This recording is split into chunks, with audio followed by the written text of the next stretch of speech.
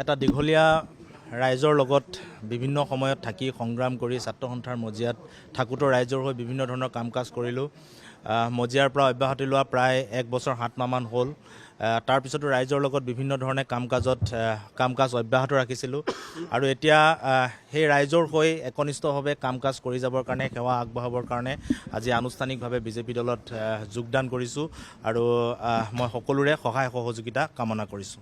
আচলতে আমি আমাৰ অসমত বাস কৰা প্ৰতিগৰাকী মানুহৰ মন সদায় জাতীয়তাবাদী, কিন্তু ৰাষ্ট্ৰীয় দলত থাকিও আমি জাতীয়তাবাদী চিন্তা চৰ্চাৰে গোটেই অসমখনৰ কাৰণে কাম কাজ কৰিবৰ কাৰণে আমি আগবাঢ়ি যাব লাগিব। আজি RSSৰ কথা আমি বিভিন্ন সময়ত কৈ থাকোঁ, কিন্তু RSSে যিখন ৰাজ্যলৈ যায় সেই ৰাজ্যখনতে তেখেতসকলে সেই ভাষাটোৰ ওপৰত সদায় কাম কাজ কৰি আহিছে।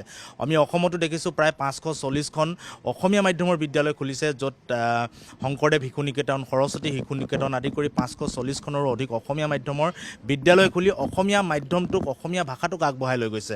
অন্যথা আজিকালি অসমীয়া মাধ্যমৰ চৰকাৰী বিদ্যালয়বিলাকত পঢ়িবৰ কাৰণে ছাত্ৰ ছাত্ৰী শিক্ষাৰ্থীৰ অভাৱ হৈছে, য'ত RSSৰ নেতৃত্বত সেই বিদ্যালয়বিলাকে অসমৰ গাঁৱে ভূঞে চহৰে নগৰে তেখেতসকলে অসমীয়া মাধ্যমটোক আগবঢ়াই লৈ যাবৰ কাৰণে চিন্তা চৰ্চা কৰিছে। গতিকে এইটো এটা অসমীয়া জাতীয়তাবাদ বা অসমীয়া ভাষাটোক আগবঢ়াই লৈ যোৱাৰ কাৰণে, অসমীয়া ভাষাটোক শক্তিশালী কৰাৰ কাৰণে এটা চিন্তা চৰ্চা। গতিকে এই গোটেই কথা বতৰাবিলাকৰ প্ৰতি চাই চিতি ৰাইজক সেৱা কৰিবৰ কাৰণে মনত যিবিলাক চিন্তা চৰ্চা আছে, মন মগজুত যিবিলাক চিন্তা চৰ্চা আছে, এই কাম কাজখিনি কৰি যাবৰ কাৰণে বৰ্তমান সময়ত উন্নয়নমুখী কাম কাজত জড়িত নৰেন্দ্ৰ মোদীৰ মাননীয় প্ৰধানমন্ত্ৰী নৰেন্দ্ৰ মোদীৰ নেতৃত্বত আৰু অসমত ডক্টৰ হিমন্ত বিশ্ব শৰ্মাৰ নেতৃত্বত যিখিনি আচলতে উন্নয়নমূলক কাম কাজ হৈছে, সেই উন্নয়নমূলক কাম কাজখিনি সহযোগিতা আগবঢ়াবৰ কাৰণে আৰু নিজৰ যিবিলাক চিন্তা চৰ্চা আছে, সেই চিন্তা চৰ্চাবিলাকেৰে ৰাইজৰ মাজত সেৱা আগবঢ়াই যাবৰ কাৰণে আজি এই আনুষ্ঠানিকভাৱে যোগদান কৰিছোঁ।